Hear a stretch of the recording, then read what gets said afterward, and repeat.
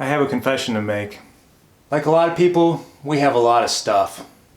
So I'm going to take this other space, this extra wall, and I'm going to build some shelves to store all this stuff and all of the totes and totes and totes that we have. Stick around and I'll show you how.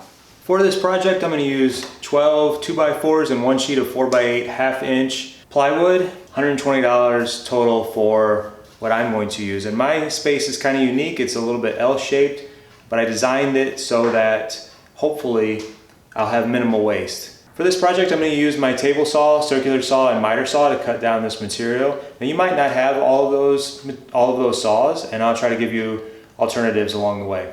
I'm going to start by ripping 4 2x4s in half so that I end up with 2 pieces like this that are almost square.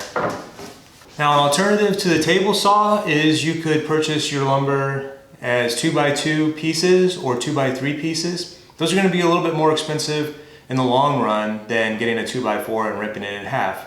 But basically the same concept. Going to be a little bit less work. You're not going to have to run it through a table saw, so that's an option.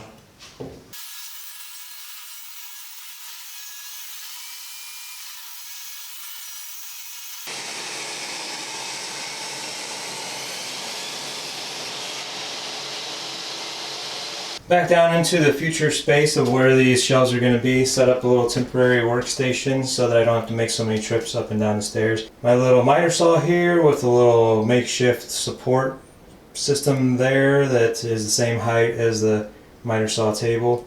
And if you don't have a miter saw, of course you could use like a circular saw or a hand saw even for this, because it's not a whole lot of pieces that need to be cut.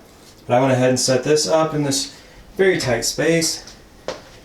Carried all these 2x4s down the stairs, and this is one of those projects that is easy to do, but I have put off for a very long time because it's just multiple steps up and down the stairs, and I just keep forgetting stuff. So it's like pencil, well, all the wood, all the tools, back out into the shop, up and down the stairs, probably like 15 times already.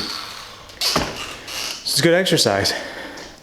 Now that I have all those 2x4s ripped in half, my first step is going to be that I'm going to cut them down to size to make hangers that'll fit between my joists here, and they're going to be about 16 inches wide. That'll make more sense here in just a minute.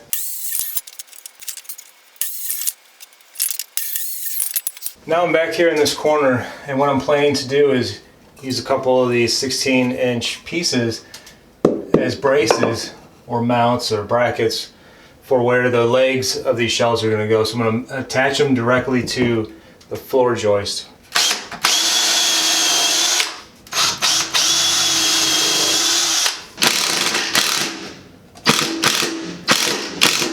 Look at that first one started up there, first screw, and I want to put my square on it just to make sure that I'm staying square with the joist, so hopefully the shelves will stay pretty square.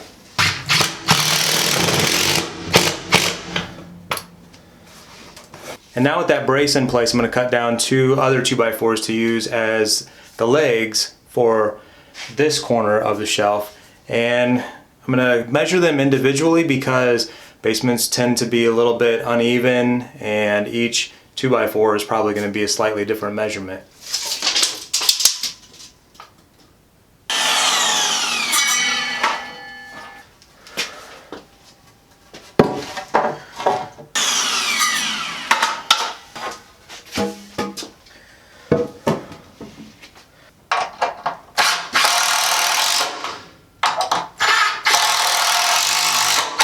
Here's the basic concept. We've got those 2x4s that are going to be used as legs screwed into that brace up above, and then all the way down to the floor. I use those cutoff blocks as spacers right between these legs. This one's screwed in. This one, I haven't attached that one yet. Those are the 2 legs. They'll definitely get a lot stronger as the rest of it goes together. And then I'm going to put another one here on this end, on the corner, so we're going to have a 6-foot long shelf. So the other leg here is completed on the right side. I have 2 legs that match left and right. Same concept, got a brace over here, tied into the joists from above. And the legs carry the load all the way down to the concrete floor. The next step, I'm going to put these braces, these 16-inch braces. They're going to go across the legs here. They're going to be what the braces for the long braces that are going to span the length of the shelf we're going to lay on top of. That'll make more sense in a second. One thing I didn't mention at the beginning is that I drew up some plans. Now these aren't going to be anything that are going to be useful probably to anyone else other than me, but it is very helpful whenever you're trying to understand the amount of lumber that you're going to purchase, and then to also visualize what you're going to store on these shelves. So in my case, I'm going to be putting a lot of storage totes in here. Most of our storage totes are approximately the same size. They're about 16 to 17 inches tall. So I want about 18 inches of space in between each shelf. But the bottom shelf is going to start at 32 inches. And the thought is that if we have taller items, we can put them on the bottom, and then each shelf going up will be 18 inches in width from there. Also, what is beneficial about the way that these shelves are designed, with them using just one sheet of 4x8 plywood, they're going to be 6 feet long for this shelf, and then 2 feet long for the shorter shelf in the corner, and then they're going to be about 16 inches wide. So I only need the one sheet of plywood. With my first shelf being at 32 inches high, that's how high I want the shelf to be, or that's where I want the top of the shelf to be. I need to understand where I'm going to put my braces, and then how thick my material is going to be, well, for my brace that's going to go lengthwise. So I have 1/2 inch plywood that'll be spanning the shelves.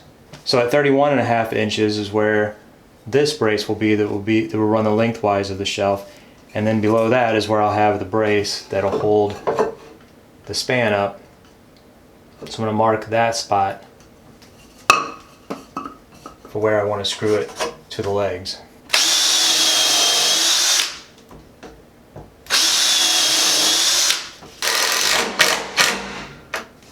Take my little level here. Now that I know my height over here, I'm going to do the same thing over on this side.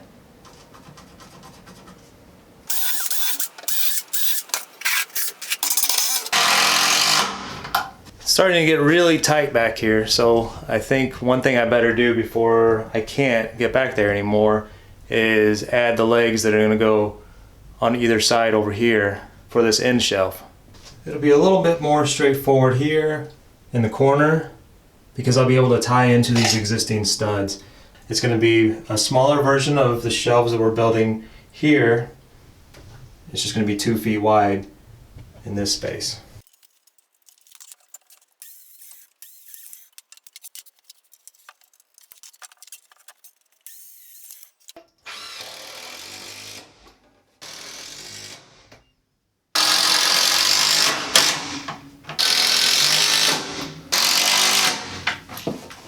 So I got 3 legs of the corner shelf in here, 2 on the side and then 1 over here. I'm going to wait for the 4th leg, which is going to go right here, and tie in up here to the floor joist. But I'm also going to tie it into all the individual shelves that'll go across here.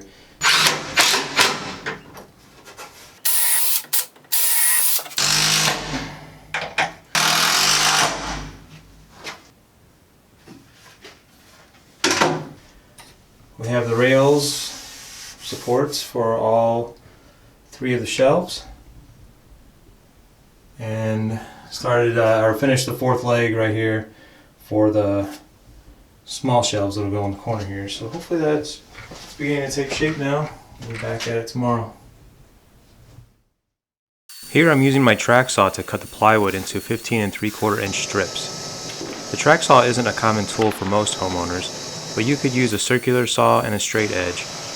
Or the best option, have your local home improvement store cut the plywood into sizes you need. They have large saws in the lumber department and can make these cuts within minutes. And an added bonus, you could avoid the mess and the pieces are easier to handle. But I really like the track saw. If you'd like to check it out, I'll have a link down below. I cut about 24 inches off the 8-foot sections for the corner shelf, Then took them to the basement and attached them to the frame with 1.5" drywall screws every 12 or so inches.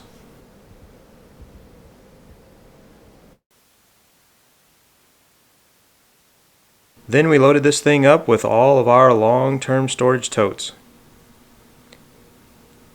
Wait, what's that under the stairs?